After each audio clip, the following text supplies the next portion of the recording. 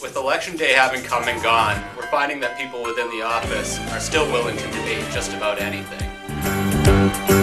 It's a rare condition this day and age to read in a good. First topic of our debate will be mass emails. The floor is yours, Mr. Jefferson. You have 17 seconds, and Mr. McCoover will start off the next topic. Thank you very much, Mr. Edward Mail.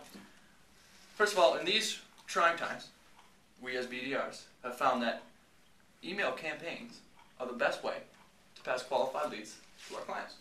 Therefore, I believe that every BDR should have mass emails sent on their behalf. Thank you very much, Mr. Jefferson, and you have 17 seconds to respond, Mr. McCoover. Thank you, Mr. Edward Mail, and looking mighty dapper today, my good man. I appreciate you being here. Now, what Mr. Jefferson has failed to tell you all is that not only has he sent out numerous mass email campaigns without your consent, without your knowledge, and without your signature, but he's also sent them out to some of your do not call lists. Quiet down, please, everyone. We have a limited amount of time and several important topics to cover. And on to the next topic of our debate, which will be the call plan strategy. And the floor is yours first this time, Mr. McCoover. Thank you, Mr. Mail, and if I must say, great shave job on your head. I can almost see my face in it.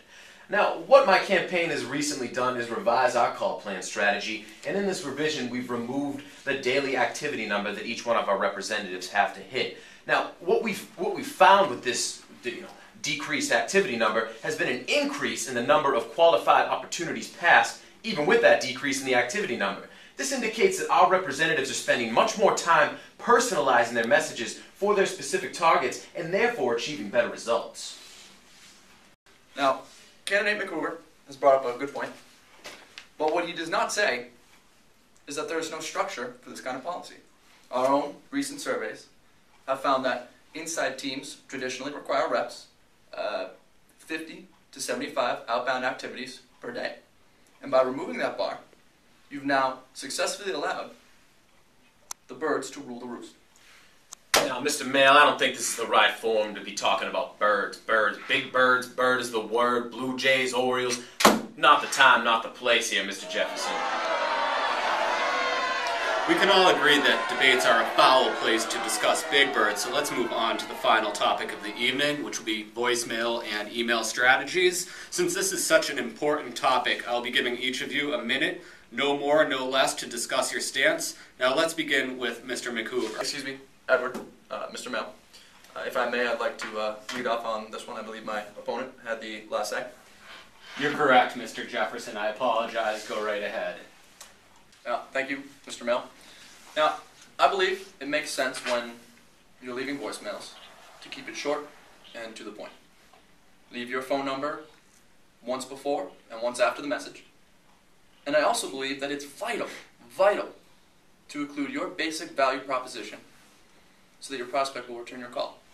Now, Mr. Jefferson, you say that you leave these concise messages, but just last week I overheard you leaving a voicemail that was definitely over 52 seconds in length. No, that's nonsense. I never did that. Now, yes, you did, because not only did I hear it, but 47% of the office heard it as well. No one did, and I'm willing to bet $10,000. $10,000? Okay. Enough of the voicemail and email strategy for now. We're going to move on to a quick break, and when we return, we'll discuss our last three topics of the debate. The first one will be whether or not jeggings are real pants and if they count as business casual attire. The second, we'll have both candidates weigh in on their views of insect marriage. And third, I can't remember. Oops.